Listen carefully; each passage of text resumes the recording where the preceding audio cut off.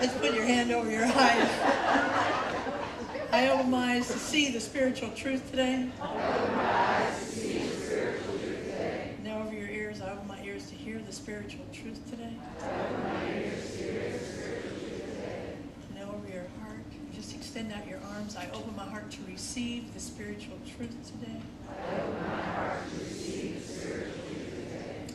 The spiritual truth that I'm working with today is that stillness has healing properties. Stillness has healing properties. Jesus knew this because he would often go into the wilderness alone to pray. The psalmist knew this when they wrote that you should go and meditate when you are still. Lord Buddha, of course, knew this when he went under the Bodhi tree and sat still for 7 days. And when he was complete with his 7 days of sitting stillness, he became a lamp unto himself and eventually unto the world. Stillness has healing properties. Well, today we begin celebration of the Festival of Light that you are through many religions and cultural practices. We start today with Bodhi Day, which is the anniversary of the Buddha's enlightenment. And then we're going to move on next Sunday to Winter Solstice and the nourishment, the spiritual nourishment from the pagan tradition. And then we'll move on to Christmas.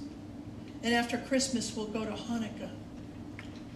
And after Hanukkah, we'll go, of course, to our Kwanzaa program.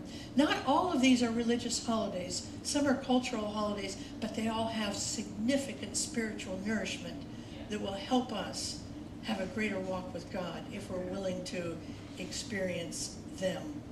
Well, what we do in all of our traditions is we build an altar. Thank you, Rosemary Mayfield and Rebecca Davis. And by the way, do these look beautiful? These are from Rebecca Davis and Tim Carlisle and Jorge Garcia put them up this week. So beautiful. I'm going to ask right now if Kyla Aquino will come up and bless the altar.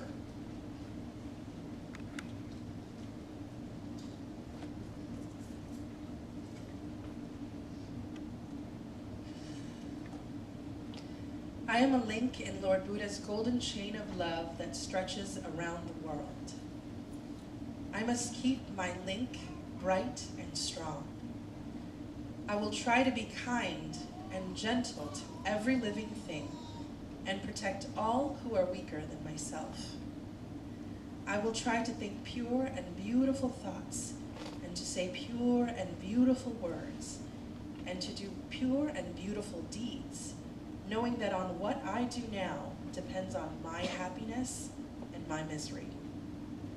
May every link in Lord Buddha's golden chain of love become bright and strong, and may we all attain perfect peace. Amen.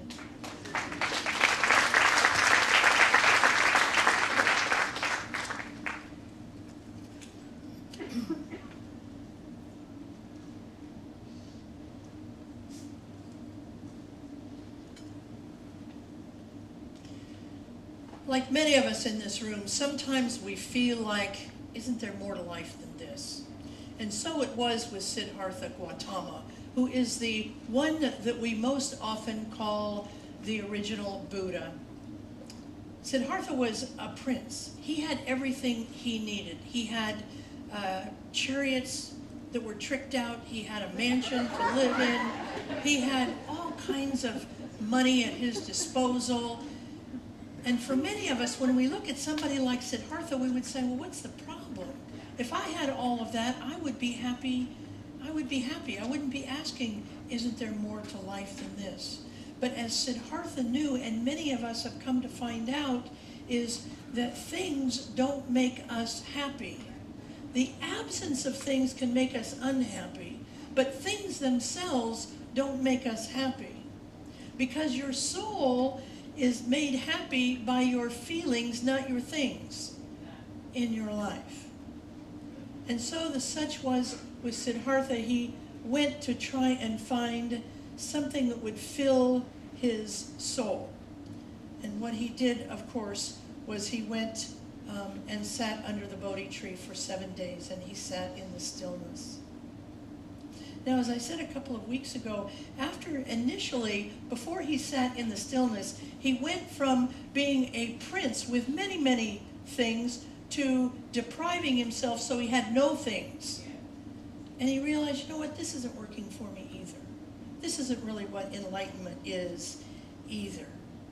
See, what happens is when we begin to understand that our happiness comes from our consciousness. When we get out of bed every morning and we wake up happy or sad, it's a result of our consciousness, not people, places, and things. And once we can begin to get that, we can begin to really embrace what enlightenment is. The Buddha's enlightenment and your enlightenment and my enlightenment is a process of peeling back the many layers of our ego to express the true, radiant, infinite self that we are.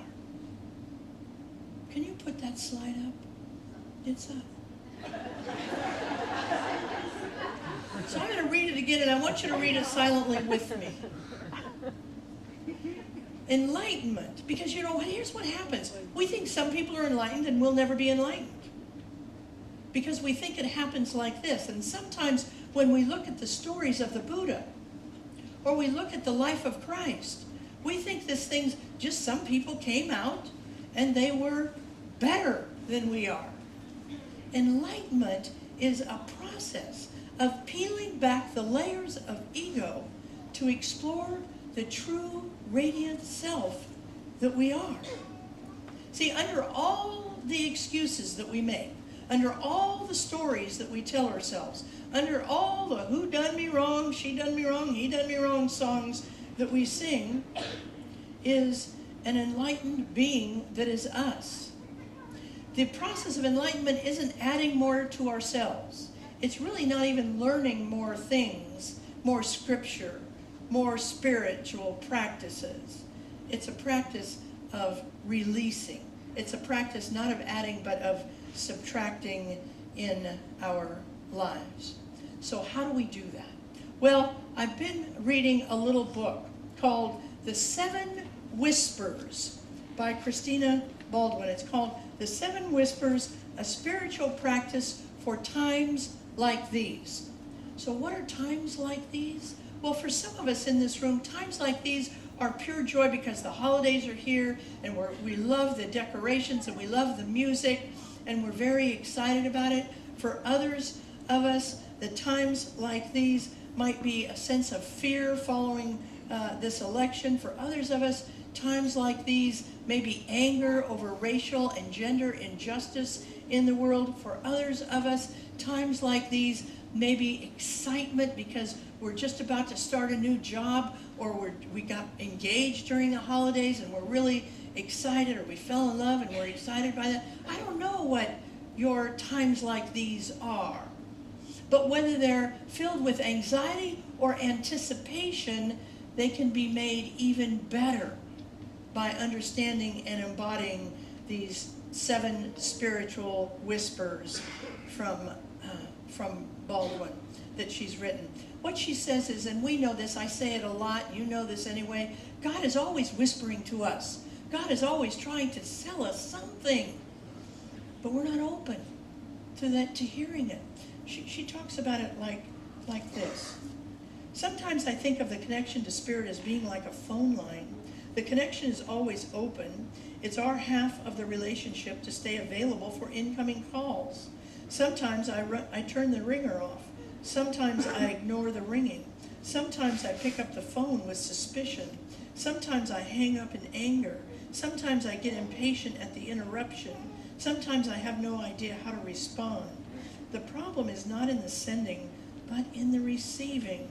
And unlike a lot of other calls, the one from Spirit is the one we're hoping to have in our life. Now, although God is whispering to us all the time, what Baldwin has done is narrowed down 7 whispers that really meant a lot to her. And as I read this book, and especially the first 2, I could hear Lord Buddha whispering this to me, these 2 that I'm going to take today. And then I'm going to keep going as we celebrate these holidays, because they're so powerful for us. The first one, the first whisper is, maintain peace of mind. Maintain peace of mind. What is that? It's peace in the midst of chaos. It's peace in the midst of hurt feelings. It's peace in the midst of anger. It's peace in the midst of going to the mall and realizing you just spent way too much money. It's peace wherever you go. You know, I've been wearing a boot for about 3 weeks, and blessedly I'm not wearing the boot anymore. But I had to go, and I didn't have to. I was invited to visit one of our members in the hospital at Kaiser in Vacaville. And the Kaiser parking lot in Vacaville is like 3 acres long. And the cars were everywhere. And so, I don't know if you've ever had a boot, but you walk very slow with a boot. So I had to navigate these, what felt like 3 acres into the hospital with my boot. And by the time I got there, I was anything but peaceful. I was not peaceful. I was mad at myself. I was mad at the boot. I was mad at the doctor. I was just mad at everybody. And I knew this patient did not want an angry minister coming in to pray with her.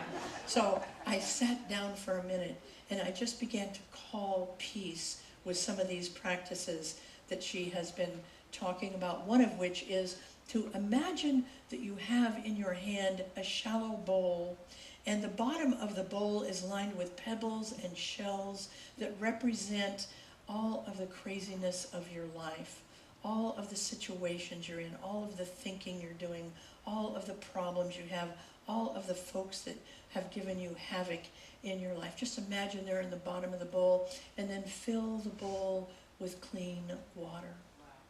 And just begin to look through the sheen of that clear water into those pebbles, and begin to see all of the problems from a different perspective. To take the time to see that they're there and you're here, and that there's clear water in between you and them. Now the truth is, we can't all walk around with a bowl in our hands. So she gives us another idea that comes from one of the great Lord Buddha's best students, Thich Nhat Hanh, the monk Thich Nhat Hanh. And Thich Nhat Hanh teaches breathing exercises to gain peace. And he teaches 3 breaths. You know, whenever you go to a yoga studio or you go to a meditation group, they will often start, or foundations actually, we start you off with 3 cleansing breaths. And so Thich Nhat Hanh says, with your first cleansing breath, you say to yourself, be here. Be here. With your, no, the first cleansing breath is let go. Let go.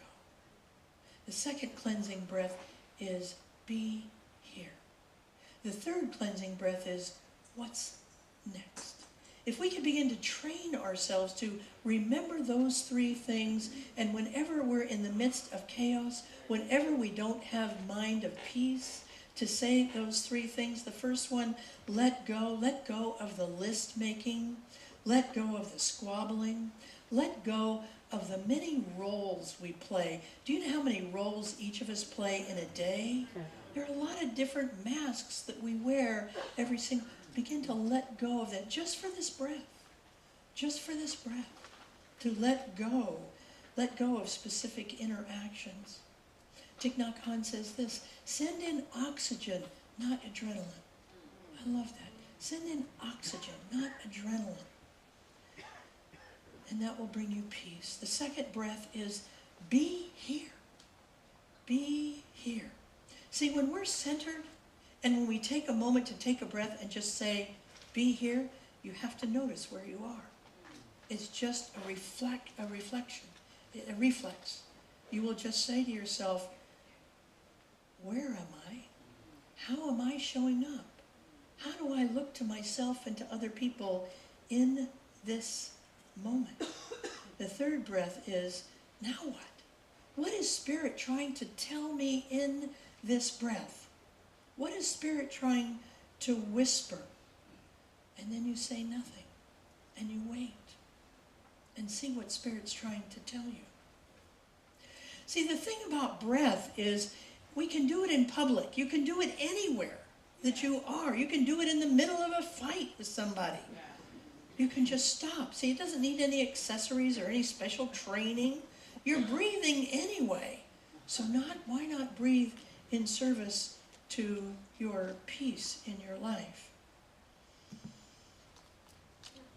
The second thing is, the second whisper that I want to cover today is, and I love this, I can just hear Buddha saying it, move at the pace of guidance. Move at the pace of guidance. See, we're in a world that's speeded up, and speeded up world is distracting for us. The pace of guidance invites us to combine the two spiritual practices, one of listening and of moving in measured steps. Listening and moving in measured steps in our life. You know, that speeded up, you see people in the airport and they're running through the airport and they have the cell phone and they're just chatting away and they're not paying it. That's moving in the speed, in the distracted space. If you want to move in the pace of guidance, imagine yourself walking around the block holding the hand of a 3-year-old and begin to look at life as that 3-year-old is looking at it. See what he or she sees. That's moving at the pace of guidance in our life. God has plans for us. And if we can begin to move at the pace of guidance, we can understand those plans. Yeah. See? Speed tends to cancel guidance out in our life. Yeah. It turns us into machines. No, we're not machines. Machines don't have relationship with families and friends. Machines don't do the laundry, they don't cook supper, they don't go to the store, they don't play with the dog. We're not machines. But in order to hold on to our humanity, Lord Buddha says, slow down. Because otherwise we become machines in our lives.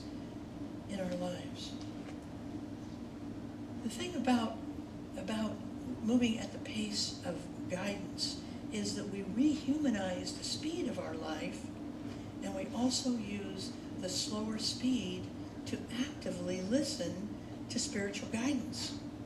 See, when we slow down, we're receptive. We can embody those 3 breaths that Thich Nhat Hanh talks about. That breath that says, let go. That breath that says, be here now. That breath that says, what's next? We can do that when we slow down in life. When we slow down in life, we can engage in what she calls spiritual dialogue. We would call prayer. Yeah.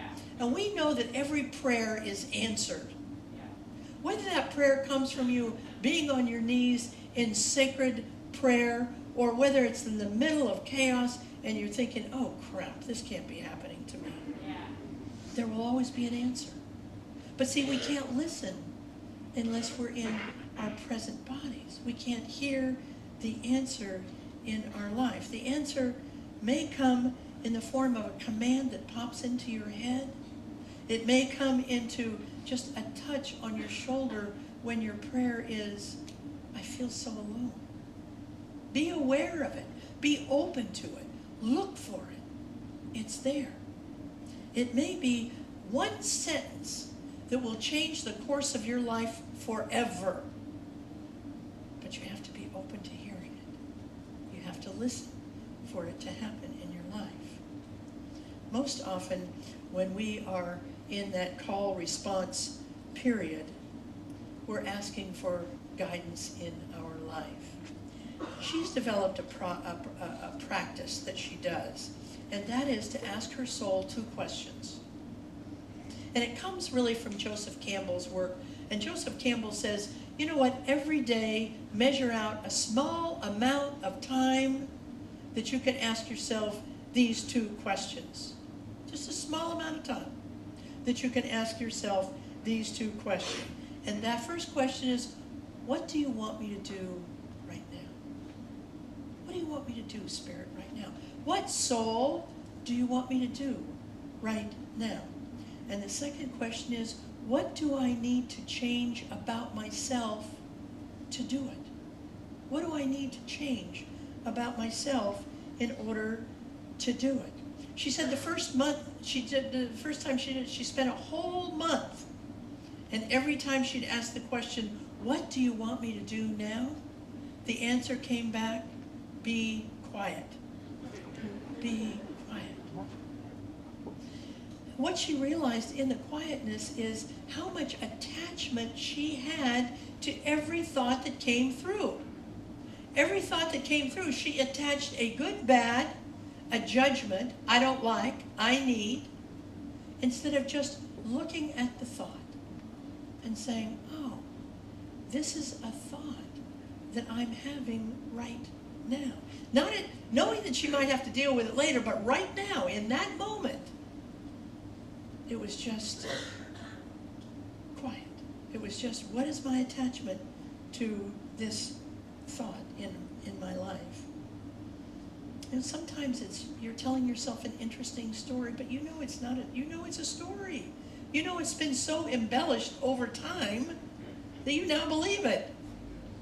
But when you're still and you're quiet, you know it's a story that you've been just telling yourself. Sometimes it's just, I forgot to notice my breath. Whatever it is, just be still. You know, breath meditation is called Vipassana meditation. It was the Buddha's meditation. It's been taught by Buddhists and many other religions. Now, a lot of Christian religions teach Vipassana meditation, breath meditation, but it came from Lord Buddha originally. And it's a powerful meditation.